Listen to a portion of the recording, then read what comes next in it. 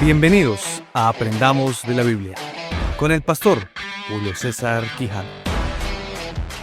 En el capítulo número 23 que nos corresponde mencionar en este estudio del Evangelio de Mateo, Jesús pronuncia aquí un discurso contundente contra los escribas y fariseos. Un discurso que lo proyecta hacia la crítica por causa de la hipocresía, el legalismo y el orgullo de gente interesada solamente en mantener poder y recursos para ellos mismos, y como ya lo dije, no les interesa la buena salud espiritual del pueblo. Los acusa de ser ciegos, pero no ciegos, sino guías ciegos, de cargar a la gente con pesadas cargas religiosas, mientras ellos mismos no están dispuestos a moverlas con un dedo. Hagan los demás, nosotros no. Lamenta sobre Jerusalén expresando su deseo de reunir a sus habitantes como una gallina reúne a sus polluelos para arroparlos, para alimentarlos, para protegerlos. Pero ellos no quisieron, no estuvieron dispuestos.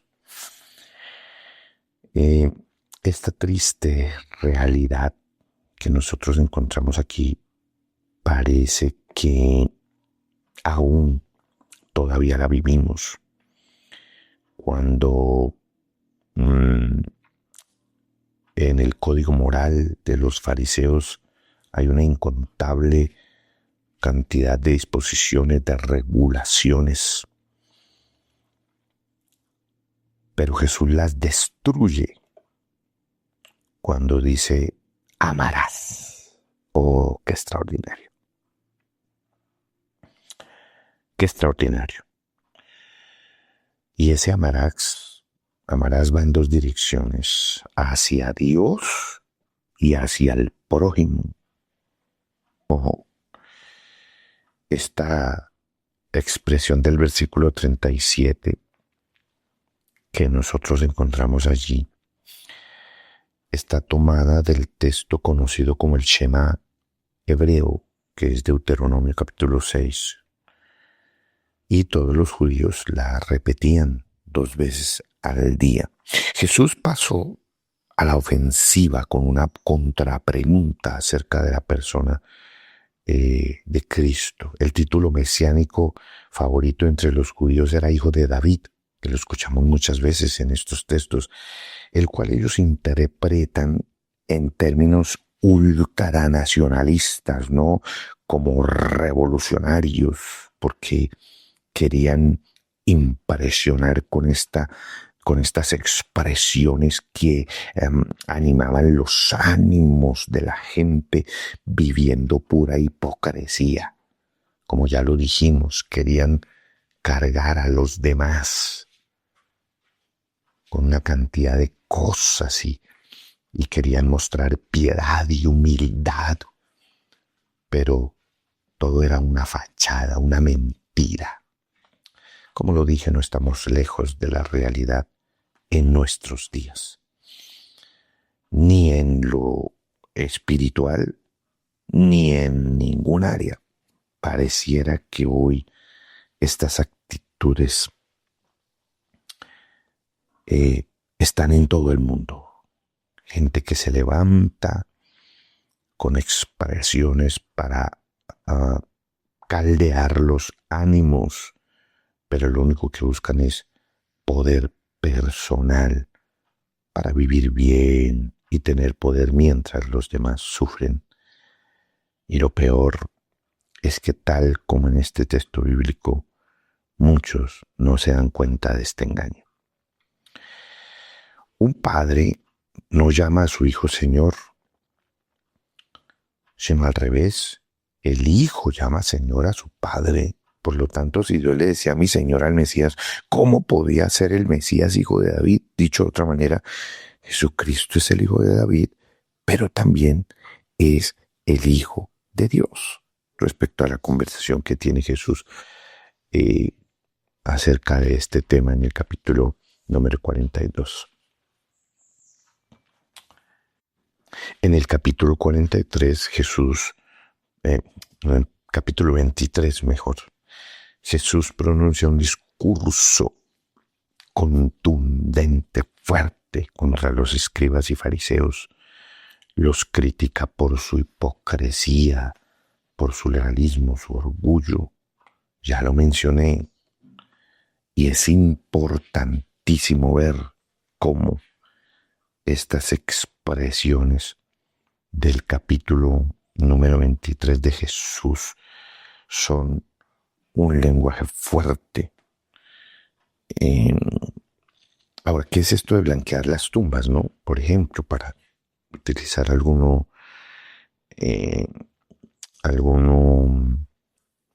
de los ejemplos que está poniendo aquí Jesús en esta conversación que tiene con ellos, porque es largo lo que Jesús les dice en este capítulo 23, como ya lo mencioné. Y es que el sepulcro blanqueado era una práctica que se utilizaba, que aún hoy en Palestina todavía se sigue utilizando, en la que se blanqueaban las tumbas para que la gente no tropezara con ellas accidentalmente. Porque por el tiempo, el polvo, el mugre, pues evidentemente se ensuciaban, y si alguien pasaba y se tropezaba, pues ritualmente estaba cometiendo un acto de impureza. Entonces, para que eso no pasara, ellos blanqueaban los sepulcros. Otra expresión interesante era que los fariseos les gustaba exhibir su piedad en público, recibir alabanzas. Las filacterías, para que usted que me escucha aprenda un término nuevo, eran unas pequeñas bolsitas de cuero que contenían ciertos textos de la escritura que los judíos llevaban en sus brazos y llevaban en sus frentes, solamente como por mostrar que estaban en otro nivel espiritual, pero era pura apariencia. No era algo del corazón, era algo externo. Los flecos eran los adornos con los que los judíos decoraban los bordes de sus mantos para buscar impresionar a través de estas vestiduras. Esta gente, lo más impresionante cuando uno estudia a los fariseos es que eran unos mentirosos terribles, violaban su propio código moral a través de un sistema de juramentos obligatorios, no obligatorios. Habían perdido completamente el sentido de las proporciones espirituales, escrupulosamente celosos de las cosas exteriores más triviales, como por ejemplo el diezmo de las semillas pequeñas, de las plantas, pero olvidaban lo más importante, los principios morales que ellos debían no solo enseñar, sino también practicar. En fin, demoraríamos en decir todo lo que Jesús les quiere decir aquí. Y sí me parece impresionante cómo Jesús se lamenta sobre Jerusalén. Aquí que Jesús se lamente es delicado, muy, muy delicado, porque muestra lo que más adelante vendría sobre la nación de Israel, como un terrible capítulo, no solo que afectó a Israel, sino a la humanidad entera. En el capítulo 24 Jesús habla sobre la destrucción del templo y es un capítulo escatológico que se conecta con libros como el de Daniel y el de Apocalipsis, porque habla de eventos futuros, habla de los signos del fin de los tiempos, enseñándole a sus discípulos que debían estar alertas, preparados para su segunda venida. Por supuesto que no solo le enseña a sus discípulos, también nos enseña a nosotros. Más adelante advierte sobre los falsos profetas, las tribulaciones y la necesidad de perseverar en la fe. O sea, esto va a aparecer, los falsos profetas ya están entre nosotros. con enseñanzas de error. Las tribulaciones ya están entre nosotros. O sea, si usted lee el capítulo 24 de Mateo, se va a dar cuenta que estas cosas ya están sucediendo. Si nosotros podemos dividir o tratar de decir qué nos dice el capítulo 24, podemos decir, 1, que habla de la destrucción del templo; 2, que habla de su segunda venida; y 3, que habla del fin.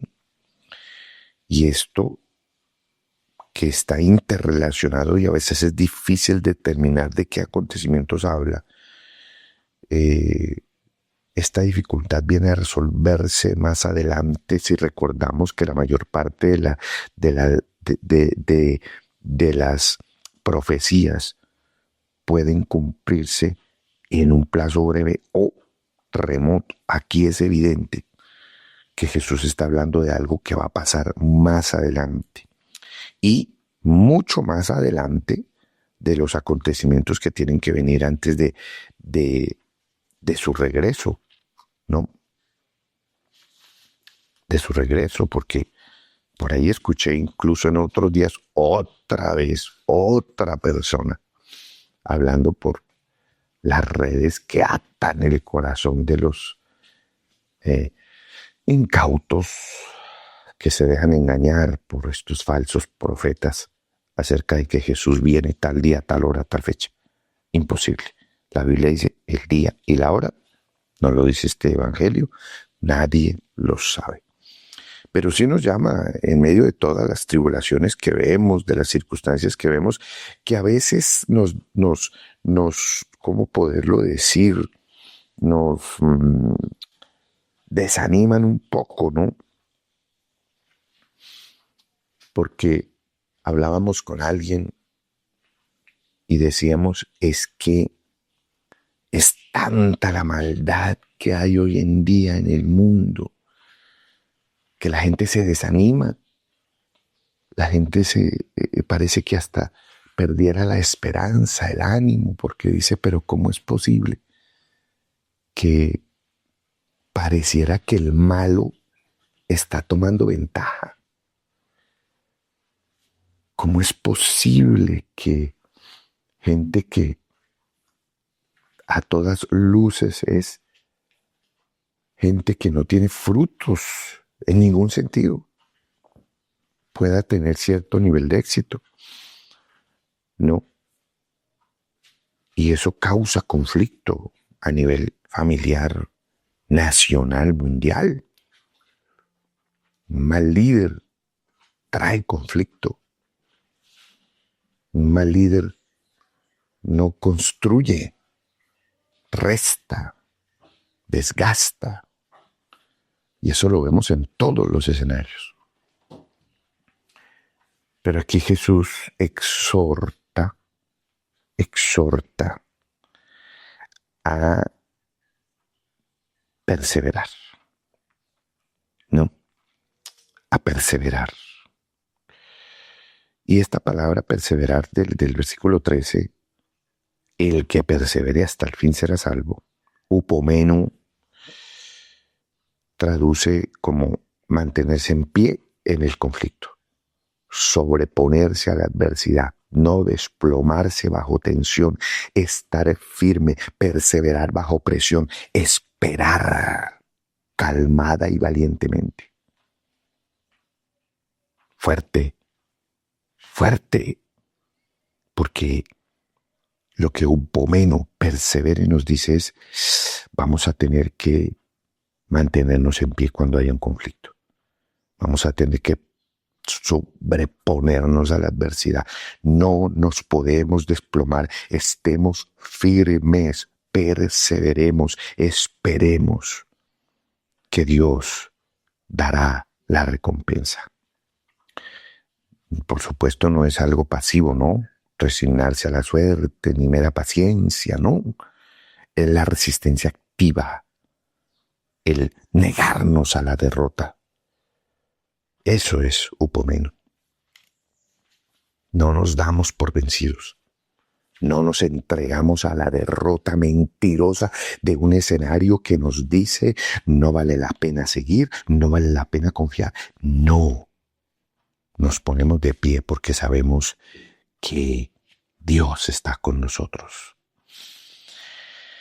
En estas palabras del capítulo 24, específicamente en donde el Señor habla de predicar el Evangelio, Jesús vincula el testimonio del Evangelio por todo el mundo con su segunda venida, porque si usted analiza el texto, él contiene una anticipación del futuro ministerio. Será predicado este Evangelio, lo dice así, lo cual nos está mostrando la declaración del mensaje de gracia del reino sobre el perdón de los pecados y el poder de la salvación, que es lo que nosotros debemos predicar. Escuche, voy a volvérselo a repetir. Un mensaje de gracia del reino sobre el perdón de pecados y el poder de la salvación. No estructuras ritualistas ni falsa santidad de la noche a la mañana. No, es entender que somos pecadores y por eso pecamos. No que somos pecadores, hermanos amados,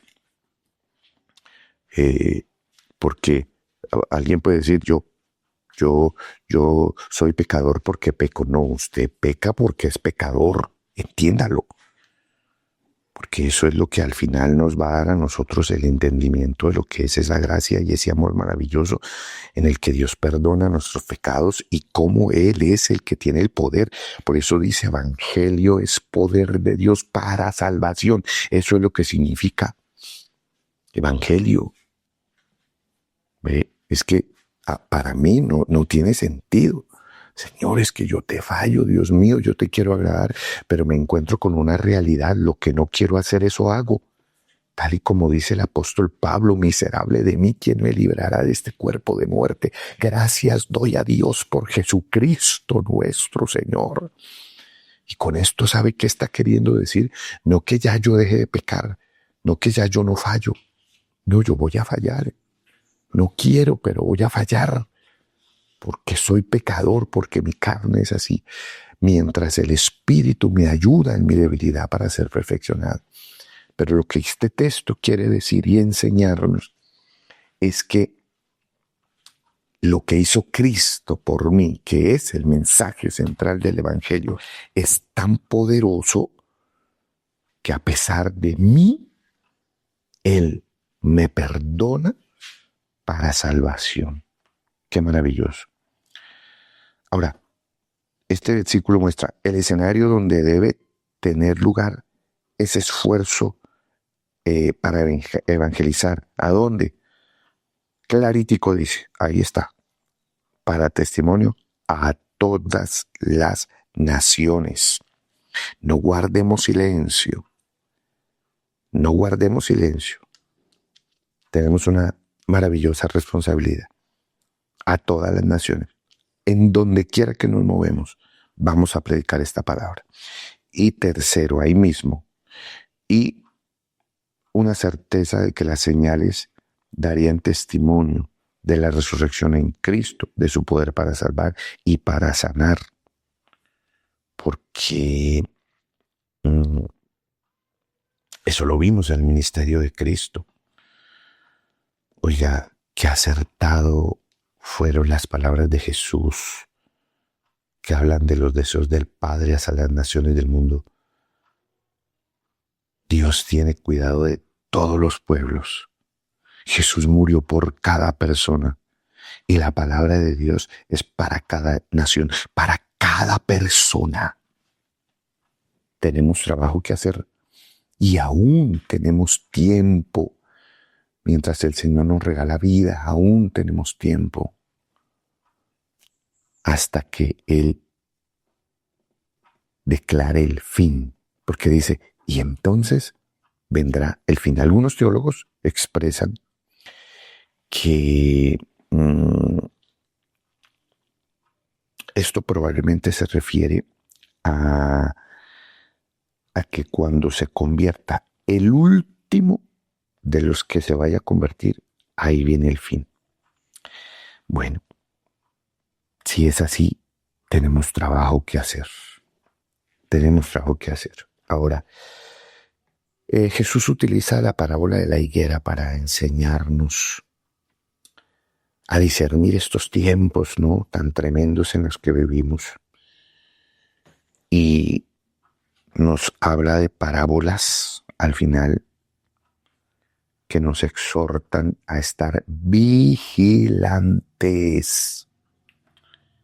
y ser fieles a nuestro Dios. Vigilantes y fieles a nuestro Dios.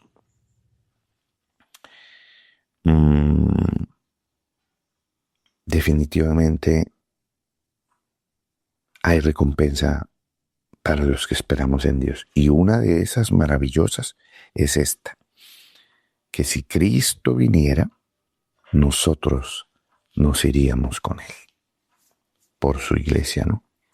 Si Cristo viniera por su iglesia, nosotros nos iríamos con Él. Ahora, aquí aclaro lo que mencioné hace un minuto.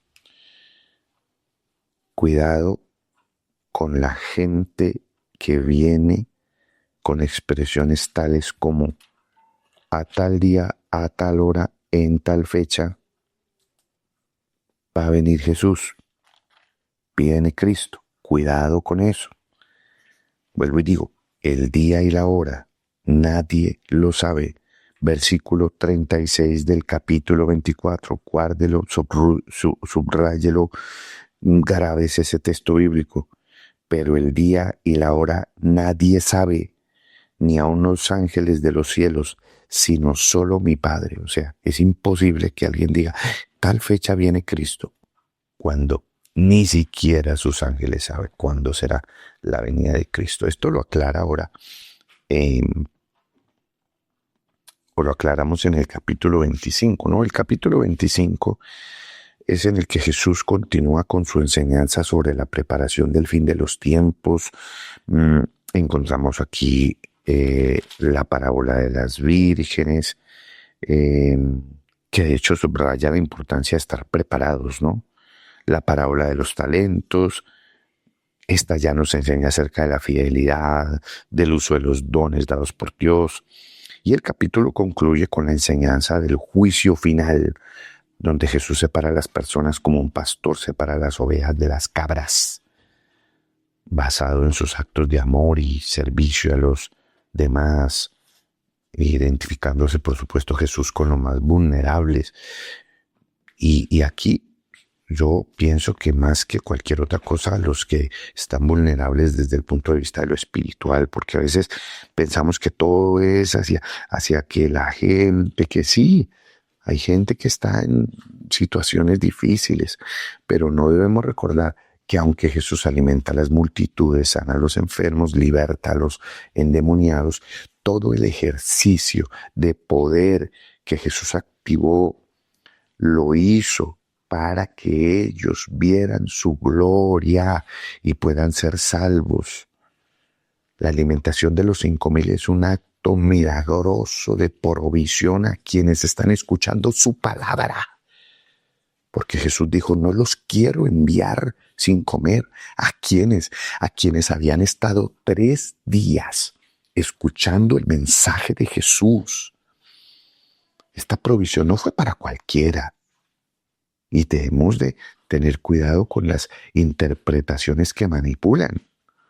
Este mensaje no fue enviado para cualquiera. Esta provisión, este milagro de la multiplicación de los panes y los peces fue para una multitud. ¿Cuál multitud?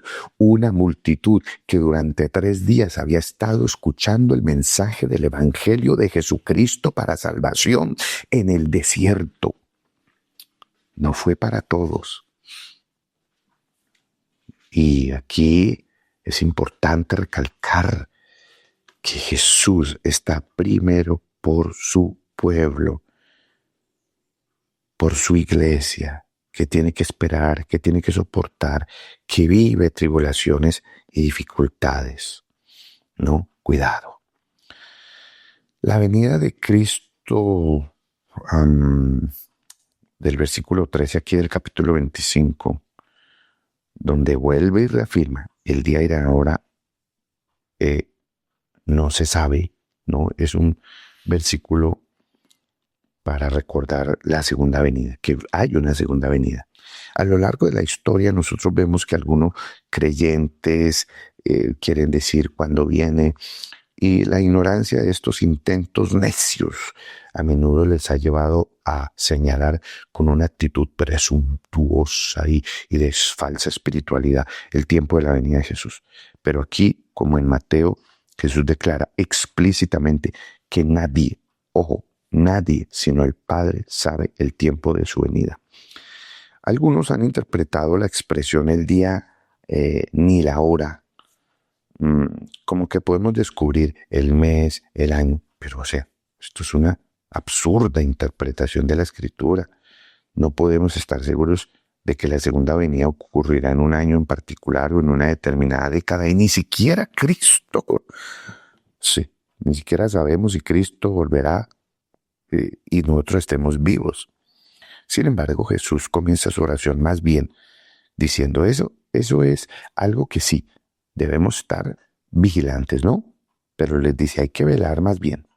El desafío no es saber el día ni la hora, no nos corresponde. Es más bien constante y anhelosamente estemos esperándolo. Nuestra responsabilidad, queridos hermanos, es doble.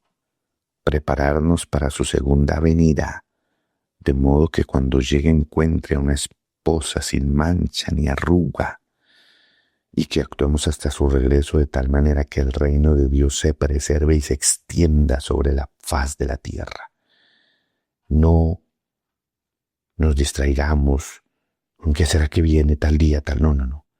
Más bien estemos ocupados en los negocios del Padre. Vivamos, si tenemos la expectativa del retorno de Cristo,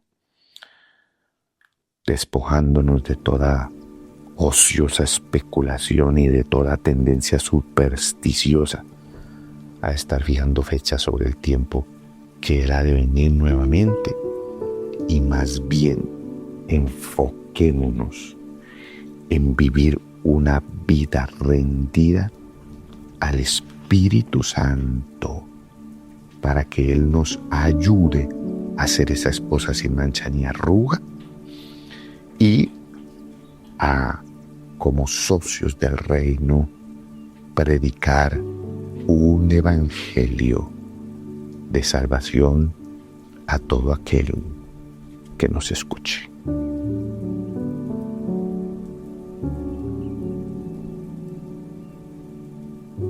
Aprendamos fue un programa producido por el Ministerio Internacional de Avivamiento. Para más información, visite nuestra página web www.minavivamiento.com.co o si quiere escríbanos a contacto@minavivamiento.com.co.